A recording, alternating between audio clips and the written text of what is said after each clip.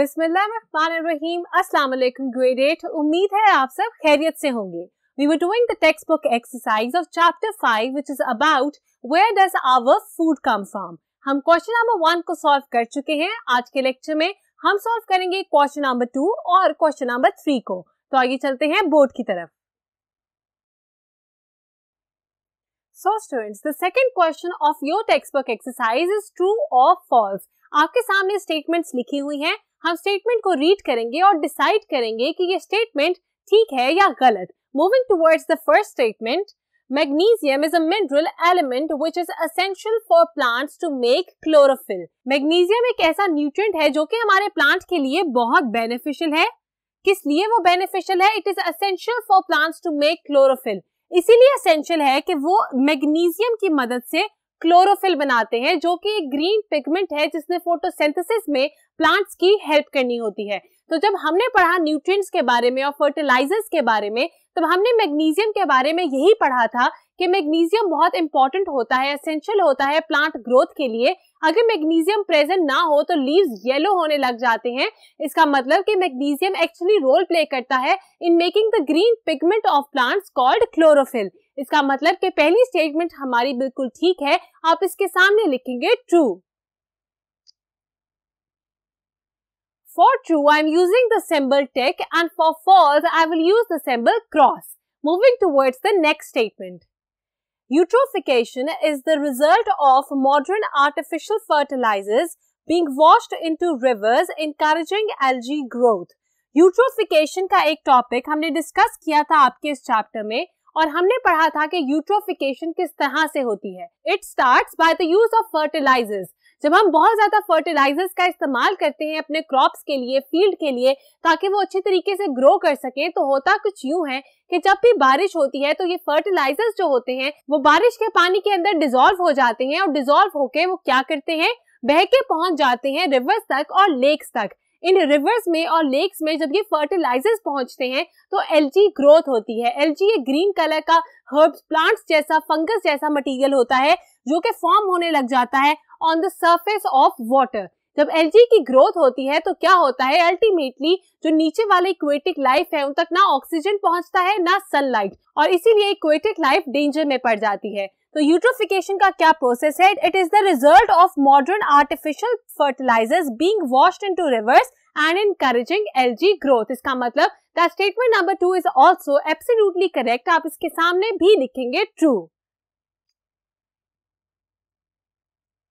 मुझे उम्मीद है आप मेरे साथ साथ तमाम करेक्ट आंसर्स अपनी टेक्स्ट बुक एक्सरसाइज पर नोट डाउन कर रहे हैं। We are now moving towards statement 3। So students, statement 3 is any plant growing in the wrong place is called a weed। अगर कोई प्लांट किसी गलत जगह पे उग रहा है तो हम उसको कहते हैं weed and can be killed by using an insecticide। इसको हम मार सकते हैं by the use of insecticide। मैं आपको बता दूं कि स्टेटमेंट का पहला हिस्सा बिल्कुल ठीक है। A plant growing in the wrong place is called a weed। यहाँ तक ये स्टेटमेंट ठीक है। अगर तो एक वाइल्ड प्लांट उग जाता है क्रॉप्स के बीच में या आपके गार्डन में तो उसको हम कहते हैं वीड। ऐसे प्लांट्स को मारना जरूरी है, वरना वो हमारे प्लांट्स के न्यूट्रिएंट्स अपने पास ले जाते हैं और हमारे प्लांट सर्वाइव नहीं कर सकते। तो वीड क्या होती है आप लोगों को पता चल गया। इसके सेकेंड पार्ट में लिखा है and can be killed by using insecticide. इस वीड को मारने के लिए हम इंसेक्टिसाइड्स यूज कर सकते हैं। हमने पढ़े थे डिफरेंट सॉर्ट ऑफ या टाइप्स ऑफ पेस्टिसाइड्स। उसमें हमने इंसेक्टिसाइड के बारे में पढ़ा कि इंसेक्ट्स को मारने के लिए इस्तेमाल होते हैं इंसेक्टिसाइड्स और वीड को मारने के लिए इस्तेमाल होंगे हर्बिसाइड्स। इसका मतलब कि second part of this statement is incorrect, इसीलिए हम एज अ होल इस स्टेटमेंट को लेंगे इनकरेक्ट, फॉल्स। आप इसके आंसर में लिखेंगे फॉल्स या फिर you can use the symbol cross. Moving towards the next statement, DDT is a good insecticide because it is biodegradable। हमने DDT के बारे में एक अलग लेक्चर में पढ़ा था, तब मैंने आपको बताया था that DDT is a very harmful insecticide। ये केमिकल है जो कि इंसेक्ट्स को मारने के काम आता है। और ये हार्मफुल क्यों था? आपको याद होगा कि मैंने आपको बताया because it is non biodegradable। यहाँ लिखा है that it is biodegradable। Biodegradable होने का मतलब ये है कि ये जो केमिकल है ये बैक्टीरिया से डिकम्पोज हो जाता है और रिसाइकल हो जाता है, मतलब दोबारा हमारी नेचर में इस्तेमाल किया जा सकता है। अब डीडीटी के मामले में ऐसा नहीं है। DDT is a very harmful chemical. ये इंसेक्ट्स को मार देता है और ये डिसॉल्व भी नहीं होता, सॉल्युबल भी नहीं होता वाटर में, और अल्टीमेटली जब एक्वेटिक लाइफ तक पहुंचता है तो उनको भी मार देता है। DDT is non biodegradable. इसका मतलब कि ये स्टेटमेंट है गलत। आप इसके आंसर में लिखेंगे false. Moving towards the last true or false statement, plants grow best in red and blue light. Plants जो हैं सबसे अच्छे उगते हैं, ग्रो करते हैं रेड और ब्लू लाइट में। जब हमने टॉपिक पढ़ा ग्रीन हाउस इफेक्ट का, तब हमने डिस्कस किया था कि कौन सी फैसिलिटीज पहुंचाई जाती हैं प्लांट्स तक, प्लांट्स को किन चीजों की जरूरत होती है। प्लांट्स को मिनरल्स और पानी के अलावा जरूरत होती है सनलाइट की। सनलाइट में से ये रेड कलर की और ब्लू कलर की लाइट को इस्तेमाल करते हैं और अपने लिए खाना बनाते हैं, फोटोसिंथेसिस का प्रोसेस टेक प्लेस कराते हैं। इसका मतलब that the last statement is correct. आप इसके आंसर में लिखेंगे ट्रू। इसके साथ ही we are done with question number 2, that was true और फॉल्स। मुझे उम्मीद है आपने मेरे साथ साथ तमाम कॉन्सेप्ट्स को समझा और आंसर्स को भी नोट डाउन कर लिया। अगर आपसे कोई आंसर नोट डाउन करने वाला रह गया हो तो अभी इस वीडियो को पॉज कीजिए, जाइए आंसर्स को नोट डाउन कीजिए और जल्दी से वापस आइए। Well done students. Now we can start with question number 3. Question 3 का first part है, where is most of the energy lost in a food chain? एक food chain के अंदर सबसे ज्यादा energy किस point पे lose होती है? Food chain is the connection या फिर हम कह सकते हैं the interlink between different sources of energy या organisms. अब energy की source क्या हो सकती है? It starts from the sun. Sun जो है वो ultimate energy की source है तमाम universe के लिए। सन ने अपनी एनर्जी दी प्रोड्यूसर्स को, मतलब प्लांट्स को। जब प्लांट्स तक ये एनर्जी पहुंचेगी तो इन प्लांट्स को कंज्यूमर्स ने खा जाना है, इनके ऊपर फीड करना है। जो इनके ऊपर फीड करते हैं ऐसे ऑर्गेनिजम्स या कंज्यूमर्स को हम कहते हैं प्राइमरी कंज्यूमर्स। अब ये एक फूड चेन है जो कि आगे जाती है towards secondary consumers and tertiary consumers. इस फूड चेन में तमाम जो लिंक्स हैं वहां पे एनर्जी लूज होती है।